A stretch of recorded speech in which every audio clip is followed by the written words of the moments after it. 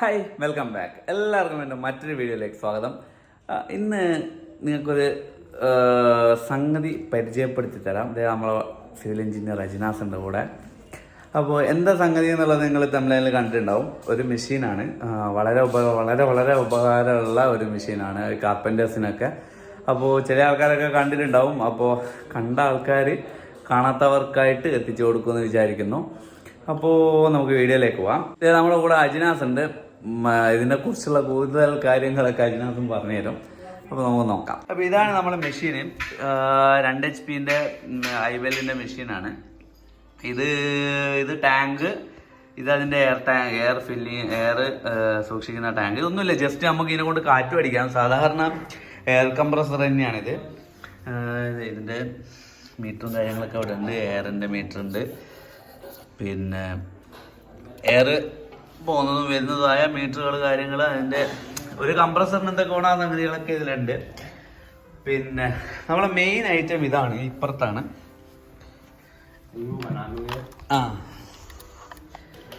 ഇതാണ് നമ്മളെ മെയിൻ സാധനം. ഇതാണ് ആ ഗണ്ണ് വരുന്നത്. അതായത് ഇത് നമ്മൾ അത് സെപ്പറേറ്റ്, അതായത് കംപ്രസർ സെപ്പറേറ്റ്, ഇത് സെപ്പറേറ്റ് ആണ് വാങ്ങിയത്.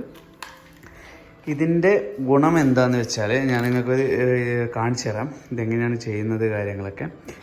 അപ്പോൾ ഇത് എന്തിനാണ് ഉപയോഗിക്കുന്നതെന്ന് ചോദിച്ചു കഴിഞ്ഞാൽ, നമ്മളിപ്പം വിനീറൊക്കെ ഒട്ടിക്കുന്ന സമയത്ത് വിനീർ അങ്ങനത്തെ കാര്യങ്ങളൊക്കെ ഒട്ടിക്കുന്ന സമയത്ത് അധികവും സ്റ്റേപ്ലെയർ അടിക്കാറാണ് പതിവ്. സ്റ്റേപ്ലെയർ ഇല്ല ആണി അടിച്ചു വെക്കും. അതായത് പശ തേച്ചതിന് ശേഷം എന്ത് ചെയ്യും, അവിടെ സ്റ്റേപ്ലെയർ ഇത് നിൽക്കണമല്ലോ. നമ്മൾ SH ആണ് അധികം ഉപയോഗിക്കാറ്.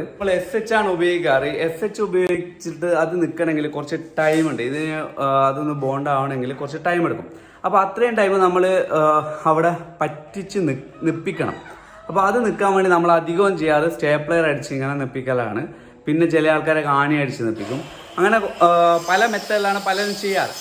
പക്ഷെ ഇതിൻ്റെ ഒരു ഗുണമെന്ന് വെച്ചാൽ, നമ്മളിപ്പോൾ സ്റ്റേപ്ലെയറൊക്കെ അടിച്ച് നിർപ്പിച്ച് കഴിഞ്ഞാൽ പിന്നെ അതെന്ത് ചെയ്യണം, പറിച്ചെടുക്കണം. പക്ഷേ ഇതിൻ്റെ ഒരു ഗുണം, മെയിനായിട്ടുള്ള ഗുണം എന്ന് വെച്ചാൽ, ഇതിൽ ഒരുപാട് ടൈപ്പ് ഇതൊക്കെ ഇടാം കേട്ടോ. സ്റ്റേപ്ലെയറിൻ്റെ പോലെ തന്നെ നമുക്ക് പല ടൈപ്പിലുള്ള ബിറ്റുകളിടാം. ഇതിൻ്റെ ഒരു ഗുണം ഞാൻ കാണിച്ചിട്ടുണ്ടോ, ഇത് ഉള്ളിൽ കയറിപ്പോയാണ്ടോ, അത് അടിച്ചിട്ടുള്ളതാണ്. ഇത് ഉള്ളിൽ കയറിയിട്ടുണ്ട്. ഇത് വിനീർ ഒട്ടിച്ചതാണ്. ഇത് ഒട്ടിക്കാത്ത ഭാഗമാണ്.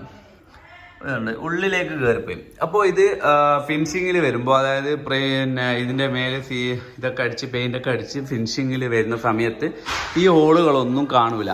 അത് മാത്രമല്ല, ഇതവിടെ ഫിക്സ്ഡ് ആയിരിക്കും. ഒരിക്കലും പൊളിഞ്ഞു പോരുന്ന പ്രശ്നങ്ങൾ ഇതിനുണ്ടാവില്ല.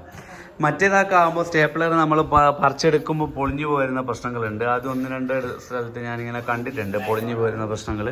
അപ്പോൾ ഇതിനാകുമ്പോൾ ആ പൊളിഞ്ഞു പോരുന്ന പ്രശ്നങ്ങളും ഉണ്ടാവില്ല. ഇതൊരു പ്രവർത്തനം.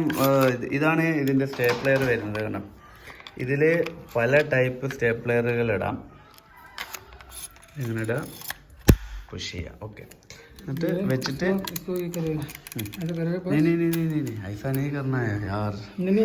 വളരെ ശ്രദ്ധിക്കേണ്ട ഒരു മെഷീനാണ്. ഇതുണ്ടോ, ഇങ്ങനെ വെക്കുക, പ്രസ് ചെയ്ത് കഴിഞ്ഞാൽ ഉണ്ടോ. ഇതിപ്പോൾ ഞാൻ കുറച്ച് വളച്ച് വെച്ചുകൊണ്ടാണ് പുറത്തേക്ക് വന്നത്. അപ്പോൾ ഇങ്ങനെ ആണി ഇതിലേക്ക് ഫുള്ളായിട്ട്, ഈ ഒരു സൈസിലുള്ള ആണിയാണ് ഇത്, ഫുള്ളായിട്ട് അങ്ങ് കയറിപ്പോവും. ഓക്കെ, അപ്പം വളരെ സിമ്പിളായിട്ടുള്ളൊരു മെഷീനാണ്.